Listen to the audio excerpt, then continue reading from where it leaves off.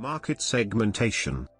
Market segmentation is the activity of dividing a broad consumer or business market, normally consisting of existing and potential customers, into subgroups of consumers, known as segments, based on some type of shared characteristics. In dividing or segmenting markets, researchers typically look for common characteristics such as shared needs, common interests, similar lifestyles, or even similar demographic profiles. The overall aim of segmentation is to identify high-yield segments, that is, those segments that are likely to be the most profitable or that have growth potential, so that these can be selected for special attention, i.e. become target markets. Many different ways to segment a market have been identified. Business to business, B2B, sellers might segment the market into different types of businesses or countries. While business to consumer, B2C, sellers might segment the market into demographic segments, lifestyle segments, behavioral segments, or any other meaningful segment.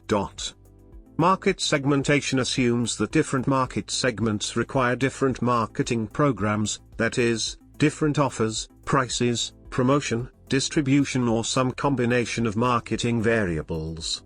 Market segmentation is not only designed to identify the most profitable segments, but also to develop profiles of key segments in order to better understand their needs and purchase motivations. Insights from segmentation analysis are subsequently used to support marketing strategy development and planning. Many marketers use the SDP approach, segmentation targeting positioning, to provide the framework for marketing planning objectives. That is, a market is segmented, one or more segments are selected for targeting, and products or services are positioned in a way that resonates with the selected target market or markets. Definition and brief explanation. Market segmentation is the process of dividing up mass markets into groups with similar needs and wants. The rationale for market segmentation is that in order to achieve competitive advantage and superior performance, firms should 1. Identify segments of industry demand, 2. Target specific segments of demand, and 3. Develop specific marketing mixes for each targeted market segment. From an economic perspective, segmentation is built on the assumption that heterogeneity in demand allows for demand to be disaggregated into segments with distinct demand functions. History. The business historian, Richard S. Tedlow, identifies 4 stages in the evolution of market segmentation. The practice of market segmentation emerged well before marketers thought about it at a theoretical level. Archaeological evidence suggests that Bronze Age traders segmented trade routes according to geographical circuits. Other evidence suggests that the practice of modern market segmentation was developed incrementally from the 16th century onwards. Retailers, operating outside the major metropolitan cities, could not afford to serve one type of clientele exclusively, yet retailers needed to find ways to separate the wealthier clientele from the riff-raff. One simple technique was to have a window opening out onto the street from which customers could be served. This allowed the sale of goods to the common people, without encouraging them to come inside. Another solution, that came into vogue from the late 16th century, was to invite favored customers into a back room of the store, where goods were permanently on display. Yet another technique that emerged around the same time was to hold a showcase of goods in the shopkeeper's private home for the benefit of wealthier clients. Samuel Pepys, for example, writing in 1660, describes being invited to the home of a retailer to view a wooden jack. The 18th century English entrepreneurs, Josiah Wedgwood and Matthew Boulton, both staged expansive showcases of their wares in their private residences or in rented halls to which only the upper classes were invited, while Wedgwood used a team of itinerant salesmen to sell wares to the masses. Evidence of early marketing segmentation has also been noted elsewhere in Europe. A study of the German book trade found examples of both product differentiation and market segmentation in the 1820s. From the 1880s, German toy manufacturers were producing models of tin toys for specific geographic markets: London omnibuses and ambulances destined for the British market, French postal delivery vans for continental Europe, and American locomotives intended for sale in America. Such activities suggest that basic forms of market segmentation have been practiced since the 17th century and possibly earlier. Contemporary market segmentation emerged in the first decades of the 20th century as marketers responded to two pressing issues. Demographic and purchasing data were available for groups but rarely for individuals, and secondly, advertising and distribution channels were available for groups, but rarely for single consumers.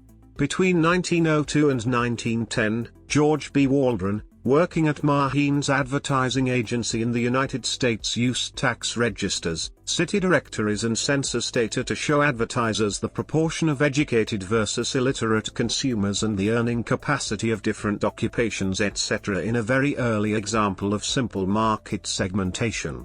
In 1924, Paul Cherrington developed the ABCD household typology, the first socio-demographic segmentation tool. By the 1930s, market researchers such as Ernest Ditcher recognized that demographics alone were insufficient to explain different marketing behaviors and began exploring the use of lifestyles, attitudes, values, beliefs and culture to segment markets. With access to group-level data only, brand marketers approached the task from a tactical viewpoint. Thus, segmentation was essentially a brand-driven process. Wendell R. Smith is generally credited with being the first to introduce the concept of market segmentation into the marketing literature in 1956 with the publication of his article, Product Differentiation and Market Segmentation as Alternative Marketing Strategies. Smith's article makes it clear that he had observed many examples of segmentation emerging and to a certain extent saw this as a natural force in the market that would not be denied. As Schwarzkopf points out, Smith was codifying implicit knowledge that had been used in advertising and brand management since at least the 1920s. Until relatively recently, most segmentation approaches have retained a tactical perspective in that they address immediate short-term decisions, such as describing the current market served, and are concerned with informing marketing mix decisions. However, with the advent of digital communications and mass data storage, it has been possible for marketers to conceive of segmenting at the level of the individual consumer. Extensive data is now available to support segmentation at very narrow groups or even for the single customer, allowing marketers to devise a customized offer with an individual price which can be disseminated via real-time communications. Some scholars have argued that the fragmentation of markets has rendered traditional approaches to market segmentation less useful. Criticisms. The limitations of conventional segmentation have been well documented in the literature. Perennial criticisms include: market segmentation has many critics. But in spite of its limitations, market segmentation remains one of the enduring concepts in marketing and continues to be widely used in practice. One American study, for example, suggested that almost 60% of senior executives had used market segmentation in the past 2 years. Market segmentation strategy. A key consideration for marketers is whether to segment or not to segment. Depending on company philosophy, resources, product type or market characteristics, a business may develop an undifferentiated approach or differentiated approach. In an undifferentiated approach, the marketer ignores segmentation and develops a product that meets the needs of the largest number of buyers. In a differentiated approach, the firm targets one or more market segments, and develops separate offers for each segment. In consumer marketing, it is difficult to find examples of undifferentiated approaches. Even goods such as salt and sugar, which were once treated as commodities, are now highly differentiated. Consumers can purchase a variety of salt products: cooking salt, table salt, sea salt, rock salt, kosher salt, mineral salt, herbal or vegetable salts, iodized salt, salt substitutes and many more. Sugar also comes in many different types: cane sugar, beet sugar, raw sugar, white refined sugar, brown sugar, caster sugar, sugar lumps, icing sugar, also known as milled sugar, sugar syrup, invert sugar and a plethora of sugar substitutes including smart sugar, which is essentially a blend of pure sugar and a sugar substitute. Each of these product types is designed to meet the needs of specific market segments. Invert sugar and sugar syrups, for example, are marketed to food manufacturers where they are used in the production of conserves, chocolate, and baked goods. Sugars marketed to consumers appeal to different usage segments. Refined sugar is primarily for use on the table, while caster sugar and icing sugar are primarily designed for use in home-baked goods. A number of factors are likely to affect a company's segmentation strategy. Segmentation, targeting, positioning. The process of segmenting the market is deceptively simple. 7 basic steps describe the entire process, including segmentation, targeting, and positioning. In practice, however, the task can be very laborious since it involves poring over voluminous data, and requires a great deal of skill in analysis, interpretation and some judgment.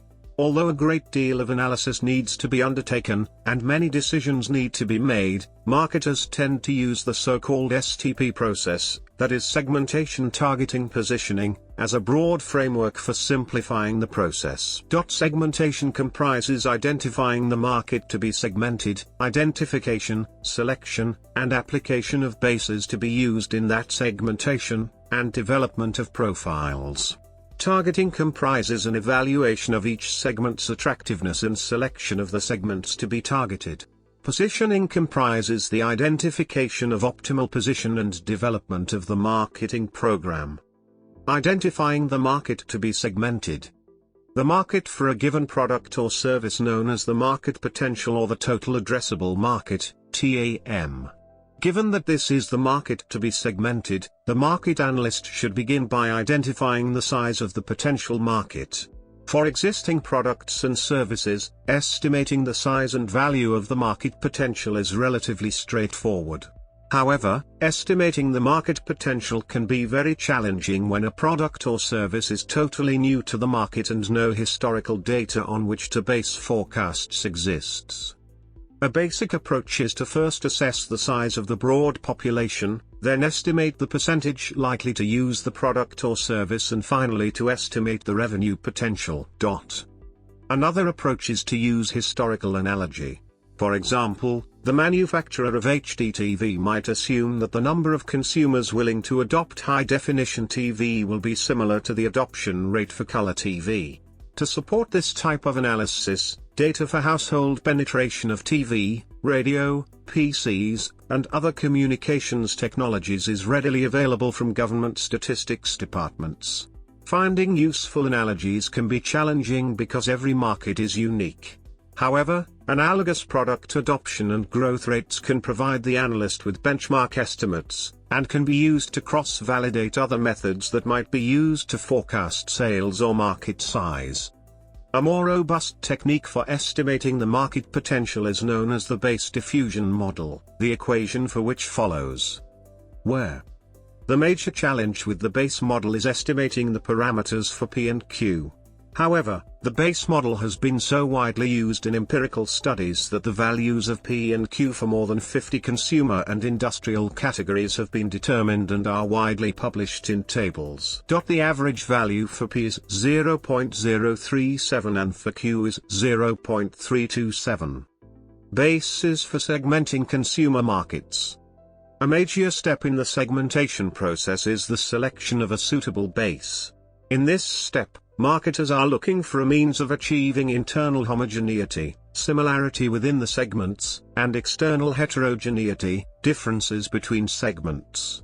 In other words, they are searching for a process that minimizes differences between members of a segment and maximizes differences between each segment.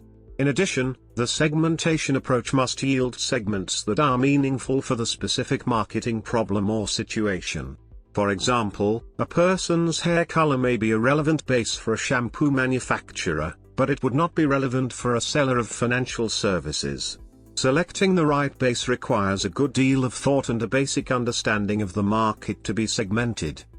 In reality, marketers can segment the market using any base or variable provided that it is identifiable, substantial, responsive, actionable and stable. For example, although dress size is not a standard base for segmenting a market, some fashion houses have successfully segmented the market using women's dress size as a variable. However, the most common bases for segmenting consumer markets include geographics, demographics, psychographics, and behavior. Marketers normally select a single base for the segmentation analysis, although some bases can be combined into a single segmentation with care. For example, geographics and demographics are often combined, but other bases are rarely combined. Given that psychographics includes demographic variables such as age, gender, and income as well as attitudinal and behavioral variables, it makes little logical sense to combine psychographics with demographics or other bases. Any attempt to use combined bases needs careful consideration and a logical foundation. The following sections provide a detailed description of the most common forms of consumer market segmentation. Geographic segmentation. Geographic segmentation divides markets according to geographic criteria. In practice, markets can be segmented as broadly as continents and as narrowly as neighborhoods or postal codes.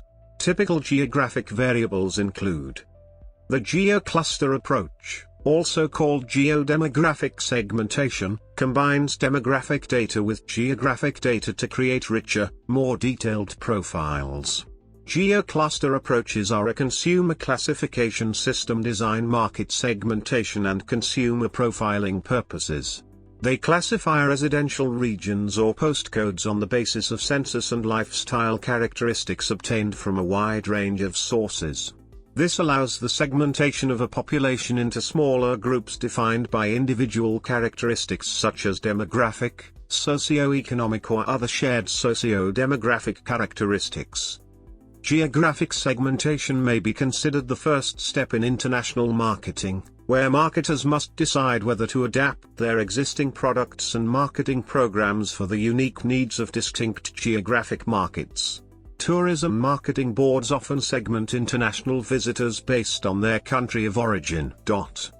A number of proprietary geodemographic packages are available for commercial use. Geographic segmentation is widely used in direct marketing campaigns to identify areas which are potential candidates for personal selling, letterbox distribution or direct mail. Geocluster segmentation is widely used by governments and public sector departments such as urban planning, health authorities, police, criminal justice departments, telecommunications and public utility organizations such as water boards. Demographic segmentation. Segmentation according to demography is based on consumer demographic variables such as age, income, family size, socio-economic status, etc. Demographic segmentation assumes that consumers with similar demographic profiles will exhibit similar purchasing patterns, motivations, interests and lifestyles, and that these characteristics will translate into similar product/brand preferences. In practice, demographic segmentation can potentially employ any variable that is used by the nation's census collectors. Typical demographic variables and their descriptors are as follows. In practice, most demographic segmentation utilizes a combination of demographic variables. The use of multiple segmentation variables normally requires analysis of databases using sophisticated statistical techniques such as cluster analysis or principal components analysis.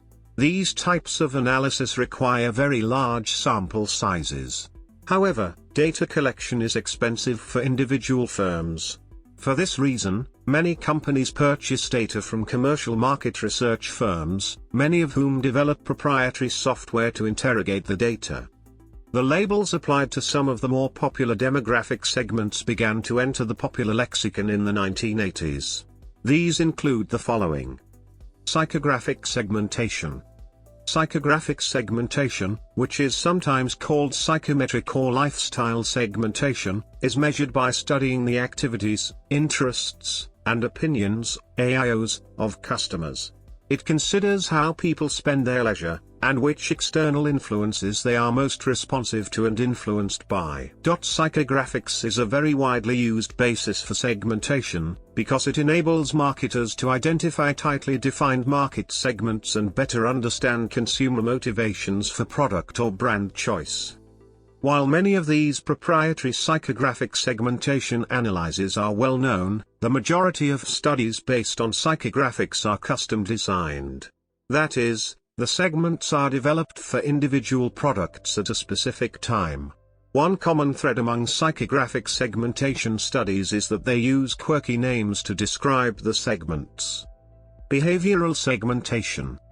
Behavioral segmentation divides consumers into groups according to their observed behaviors. Many marketers believe that behavioral variables are superior to demographics and geographics for building market segments, and some analysts have suggested that behavioral segmentation is killing off demographics. Typical behavioral variables and their descriptors include. Note that these descriptors are merely commonly used examples. Marketers customize the variable and descriptors for both local conditions and for specific applications. For example, in the health industry, planners often segment broad markets according to health consciousness and identify low, moderate and highly health conscious segments. This is an applied example of behavioral segmentation, using attitude to product or service as a key descriptor or variable which has been customized for the specific application. Purchase/usage occasion. Purchase or usage occasion segmentation focuses on analyzing occasions when consumers might purchase or consume a product. This approach customer-level and occasion-level segmentation models and provides an understanding of the individual customer's needs, behavior and value under different occasions of usage and time. Unlike traditional segmentation models, this approach assigns more than one segment to each unique customer, depending on the current circumstances they are under. Benefits sought. Benefit segmentation, sometimes called needs-based segmentation, was developed by Grey Advertising in the late 1960s. The benefits sought by purchasers enables the market to be divided into segments with distinct needs, perceived value, benefits sought or advantage that accrues from the purchase of a product or service. Marketers using benefit segmentation might develop products with different quality levels, performance, customer service, special features or any other meaningful benefit and pitch different products at each of the segments identified. Benefit segmentation is one of the more commonly used approaches to segmentation and is widely used in many consumer markets including motor vehicles, fashion and clothing, furniture, consumer electronics, and holidaymakers. Locher and Purdue, for example, used benefit segmentation to segment the pleasure holiday travel market. The segments identified in this study were the naturalists, pure excitement seekers, escapists. Attitudinal segments. Attitudinal segmentation provides insight into the mindset of customers, especially the attitudes and beliefs that drive consumer decision-making and behavior. An example of attitudinal segmentation comes from the UK's Department of Environment, which segmented the British population into 6 segments, based on attitudes that drive behavior relating to environmental protection. Other types of consumer segmentation. In addition to geographics, demographics, psychographics and behavioral bases, marketers occasionally turn to other means of segmenting the market, or to develop segment profiles. Generational segments. A generation is defined as a cohort of people born within a similar span of time, 15 years at the upper end, who share a comparable age and life stage and who were shaped by a particular span of time, events, trends, and developments. Generational segmentation refers to the process of dividing and analyzing a population into cohorts based on their birth date. Generational segmentation assumes that people's values and attitudes are shaped by the key events that occurred during their lives and that these attitudes translate into product and brand preferences. Demographers, studying population change, disagree about precise dates for each generation. Dating is normally achieved by identifying population peaks or troughs, which can occur at different times in each country. For example, in Australia the post-war population boom peaked in 1960, while the peak occurred somewhat later in the US and Europe, with most estimates converging on 1964. Accordingly, Australian boomers are normally defined as those born between 1945 to 1960, while American and European boomers are normally defined as those born between 1945–64. Thus, the generational segments and their dates discussed here must be taken as approximations only. The primary generational segments identified by marketers are: cultural segmentation. Cultural segmentation is used to classify markets according to cultural origin. Culture is a major dimension of consumer behavior and can be used to enhance customer insight and as a component of predictive models. Cultural segmentation enables appropriate communications to be crafted to particular cultural communities. Cultural segmentation can be applied to existing customer data to measure market penetration in key cultural segments by product, brand, channel, as well as traditional measures of recency, frequency, and monetary value. These benchmarks form an important evidence base to guide strategic direction and tactical campaign activity, allowing engagement trends to be monitored over time. Cultural segmentation can be combined with other bases, especially geographics, so that segments are mapped according to state, region, suburb, and neighborhood. This provides a geographical market view of population proportions and may be of benefit in selecting appropriately located premises, determining territory boundaries and local marketing activities. Census data is a valuable source of cultural data but cannot meaningfully be applied to individuals. Name analysis, onomastics, is the most reliable and efficient means of describing the cultural origin of individuals. The accuracy of using name analysis as a surrogate for cultural background in Australia is 80 to 85%, after allowing for female name changes due to marriage, social or political reasons, or colonial influence. The extent of name data coverage means a user will code a minimum of 99% of individuals with their most likely ancestral origin. Online customer segmentation. Online market segmentation is similar to the traditional approaches in that the segments should be identifiable, substantial, accessible, stable, differentiable, and actionable. Customer data stored in online data management systems such as a CRM or DMP enables the analysis and segmentation of consumers across a diverse set of attributes. Forsyth et al., in an article Internet Research, grouped current active online consumers into 6 groups: simplifiers, surfers, bargainers, connectors, routiners, and sportsters. The segments differ regarding 4 customers' behaviors, namely: for example, simplifiers make over 50% of all online transactions. Their main characteristic is that they need easy, one-click, access to information and products, as well as easy and quickly available service regarding products. Amazon.com is a good example of a company who created an online environment for simplifiers. They also dislike unsolicited email, uninviting chat rooms, pop-up windows intended to encourage impulse buys, and other features that complicate their on- and offline experience. Surfers like to spend a lot of time online, thus companies must have a variety of products to offer and constant update. Bargainers are looking for the best price. Connectors like to relate to others, routiners want content, and sportsters like sport and entertainment sites. Selecting target markets. Another major decision in developing the segmentation strategy is the selection of market segments that will become the focus of special attention, known as target markets. The marketer faces a number of important decisions. When a marketer enters more than one market, the segments are often labeled the primary target market, secondary target market. The primary market is the target market selected as the main focus of marketing activities. The secondary target market is likely to be a segment that is not as large as the primary market, but has growth potential. Alternatively, the secondary target group might consist of a small number of purchasers that account for a relatively high proportion of sales volume, perhaps due to purchase value or purchase frequency. In terms of evaluating markets, 3 core considerations are essential. Criteria for evaluating segment attractiveness.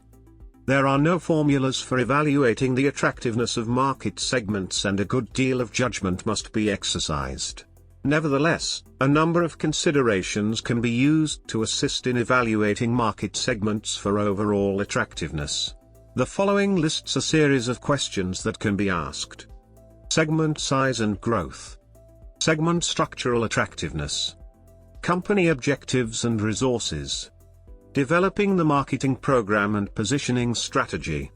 When the segments have been determined and separate offers developed for each of the core segments, the marketer's next task is to design a marketing program, also known as the marketing mix, that will resonate with the target market or markets. Developing the marketing program requires a deep knowledge of key market segments' purchasing habits, their preferred retail outlet, their media habits, and their price sensitivity.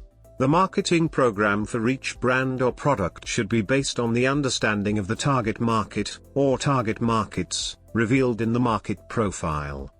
Positioning is the final step in the STP planning approach. Segmentation targeting positioning, a core framework for developing marketing plans and setting objectives.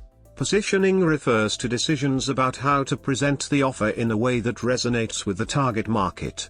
During the research and analysis that forms the central part of segmentation and targeting, the marketer will have gained insights into what motivates consumers to purchase a product or brand. These insights will form part of the positioning strategy. According to advertising guru, David Ogilvy, positioning is the act of designing the company's offering and image to occupy a distinctive place in the minds of the target market. The goal is to locate the brand in the minds of consumers to maximize the potential benefit to the firm. A good brand positioning helps guide marketing strategy by clarifying the brand's essence, what goals it helps the consumer achieve, and how it does so in a unique way. The technique known as perceptual mapping is often used to understand consumers' mental representations of brands within a given category. Traditionally, two variables, often, but not necessarily, price and quality, are used to construct the map. A sample of people in the target market are asked to explain where they would place various brands in terms of the selected variables. Results are averaged across all respondents, and results are plotted on a graph, as illustrated in the figure. The final map indicates how the average member of the population views the brand that makes up a category and how each of the brands relates to other brands within the same category. While perceptual maps with two dimensions are common, multi-dimensional maps are also used. There are a number of different approaches to positioning. Basis for segmenting business markets. Segmenting business markets is more straightforward than segmenting consumer markets. Businesses may be segmented according to industry, business size, business location, turnover, number of employees, company technology, purchasing approach, or any other relevant variables. The most widely used segmentation bases used in business-to-business markets are geographics and firmographics. The most widely used bases for segmenting business markets are: use in customer retention. The basic approach to retention-based segmentation is that a company tags each of its active customers on 4 axes. This analysis of customer life cycles is usually included in the growth plan of a business to determine which tactics to implement to retain or let go of customers. Tactics commonly used range from providing special customer discounts to sending customers communications that reinforce the value proposition of the given service. Segmentation, algorithms and approaches.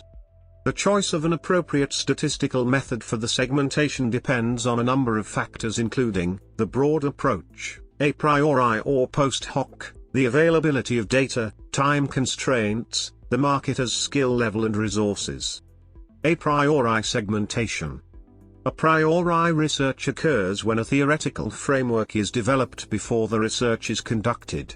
In other words, the marketer has an idea about whether to segment the market geographically, demographically, psychographically or behaviorally before undertaking any research. For example, a marketer might want to learn more about the motivations and demographics of light and moderate users in an effort to understand what tactics could be used to increase usage rates. In this case, the target variable is known, the marketer has already segmented using a behavioral variable, user status. The next step would be to collect and analyze attitudinal data for light and moderate users. The typical analysis includes simple cross-tabulations, frequency distributions and occasionally logistic regression or one of a number of proprietary methods. The main disadvantage of a priori segmentation is that it does not explore other opportunities to identify market segments that could be more meaningful. Post-Hoc Segmentation. In contrast, Post-Hoc Segmentation makes no assumptions about the optimal theoretical framework. Instead, the analyst's role is to determine the segments that are the most meaningful for a given marketing problem or situation. In this approach, the empirical data drives the segmentation selection. Analysts typically employ some type of clustering analysis or structural equation modeling to identify segments within the data. Post-hoc segmentation relies on access to rich datasets, usually with a very large number of cases, and uses sophisticated algorithms to identify segments. The figure alongside illustrates how segments might be formed using clustering. However, note that this diagram only uses two variables, while in practice clustering employs a large number of variables. Statistical techniques used in segmentation. Marketers often engage commercial research firms or consultancies to carry out segmentation analysis, especially if they lack the statistical skills to undertake the analysis. Some segmentation, especially post-hoc analysis, relies on sophisticated statistical analysis.